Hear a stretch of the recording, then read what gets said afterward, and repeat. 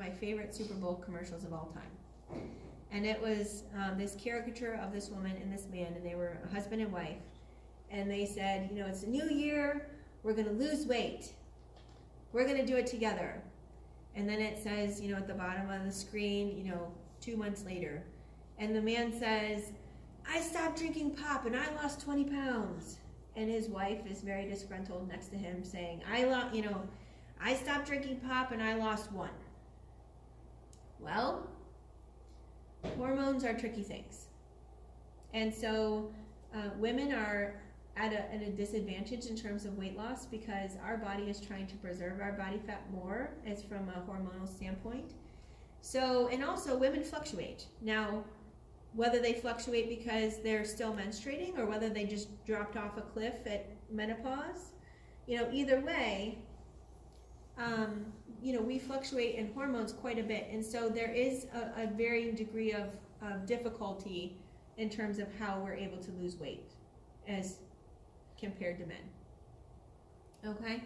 Also, you know, from an interesting standpoint, we don't really know how women lose weight as effectively or can lose weight as effectively as men can because those scientists, and I will say this because I was one of those scientists, we don't want to use women as a subject because we are way more complicated. Okay? Men, from a hormonal standpoint, don't have huge varying degrees in their hormones from one day to the next, or 1 week to the next, or 1 year to the next, whereas women do. You know, so trying to find a subject matter where all the women are menstruating at the same time, and don't get pregnant, and you know, all of these things that you need to be able to look at a long-term study is really challenging with women. So most of what we know for weight loss is for men.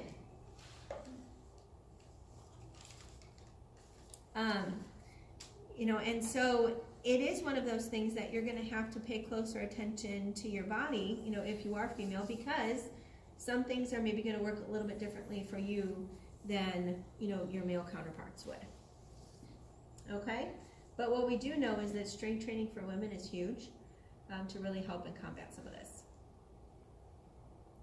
Now, does anybody have any questions?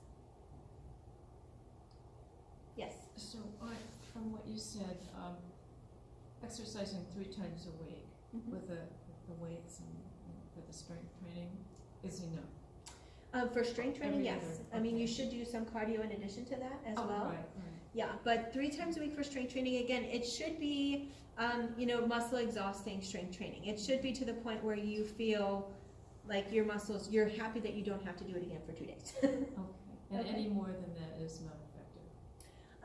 I just don't know that you're giving yourself adequate recovery. Now, if you're looking from like a performance standpoint, you know, for wellness, yes, 3 times a week would be appropriate. If you're looking for like a sports performance standpoint, you may need to do more than that. But then again, like sports performance and wellness are oftentimes oxymorons. Like just because you can do it doesn't mean it's good for you. Okay, does that answer your question? Okay, that's a great question though. If you go back to that, I'm sorry. You're okay. That, chart where the man lost 534 calories and dropped for because of lost weight. Are you saying that once you lose weight, you should start increasing the amount of time that you exercise? You can to help combat that. You can increase the time, you can increase the intensity, or you can increase how frequently you do it. Does that make sense? Yeah, it makes sense. It's just I know. It's at my age, it's getting harder and harder. You know, well, right. Talking about this. I'm at that. You said 80. Next year. I'm 80. Oh, great. Okay. Yeah. So you know. I mean, but you know, what you've lost is not gone permanently. You know, this is something where you know you can actually. You're going to probably see more if you really focus on things that you haven't been focusing on before. You're probably going to see more considerable gains over the next 3 months than anybody who would be. But I've always younger. exercised. Okay. I used to swim a mile a day. Okay. You know, I've always been. I had a bike at home. I had a treadmill I walked on. Okay.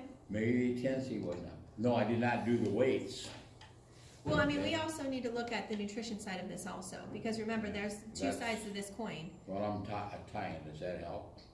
I mean, nutrition is probably more fundamental in terms of actually losing weight, whereas exercise is more fundamental in terms of maintaining that weight loss, if that makes sense. Sorry, ladies. Gotta get the person. No, that's a good Is question. that what you're gonna do tomorrow? What? Nutrition? Yes. The nutrition conversation is tomorrow, yes. What other questions do you guys have? Good questions. You were talking about the body needing carbs. What about like, I'm not doing a keto diet, but I've heard a lot about it, where you're cutting out so many carbs. How is that healthy? So, in my opinion, it's not. But again, that's a conversation you should have with your doctor or dietitian. However, our body, there's certain organs like our brain and our heart and our muscles that primarily function on carbohydrates, and if you don't have them in the body, then you do have to go to a subsequent fuel source, which we've talked about. So, in my opinion, anything that is not sustainable long term is not the best way to go. Now again, if your doctor, if there's a specific medical reason as to why they're telling you to go onto that type of diet, that's different.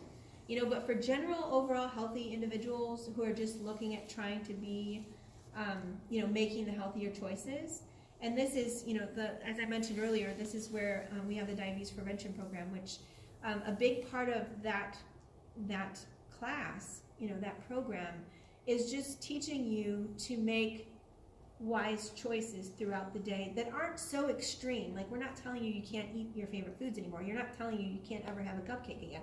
We're not telling you any of that stuff. It's just trying to put that all into pieces of puzzles where people can actually function and still feel like they're not being deprived, or they're not doing something so extreme that it's really hard to support it long term. Because remember, you know, if you're going to do something extreme, you're going to need to come out of that and function as a healthy human being after that. And so how do you get from that point to the second point? Does that make sense? So, I mean, you know, Atkins diets were around for forever. All of these things were around for forever. You know, but our body, we know, you know, according to American Dietetic Association, that, you know, we need roughly about 50% of our calories coming from carbohydrates. You know, again, these are good quality carbohydrates, not like cake, you know, but we're talking like whole grains and fruits and vegetables and things like that. Like, those are all things that our body needs and craves.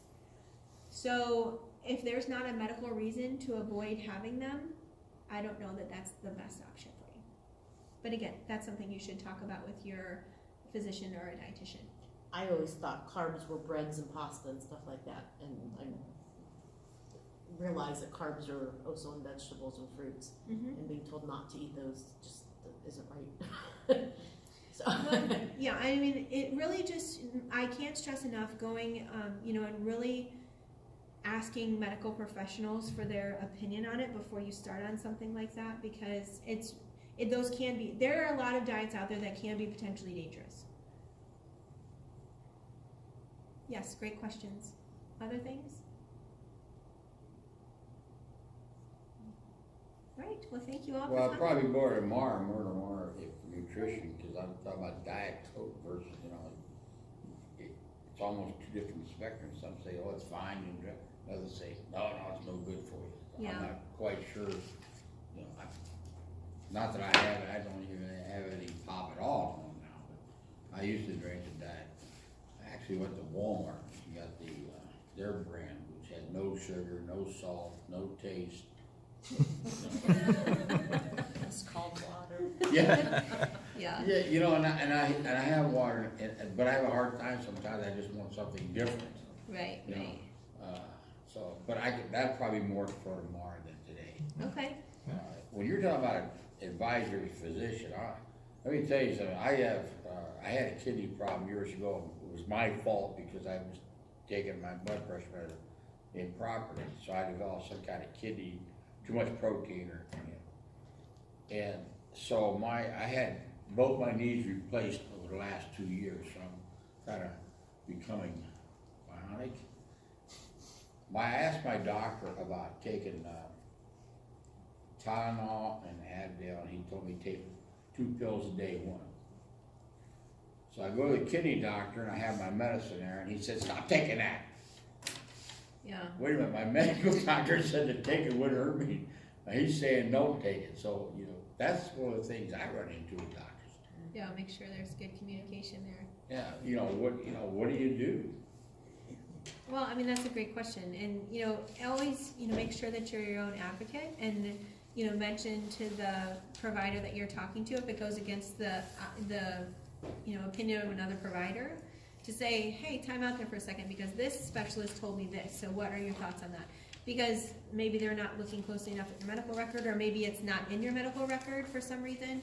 So always making sure that that's a great point, making sure that you're really, advocating for yourself as well, to make sure that you're being as safe as possible. And that's with anything with diet and exercise as well. If you're getting conflicting opinions, then you need to kind of, make sure that they eventually get on the same page.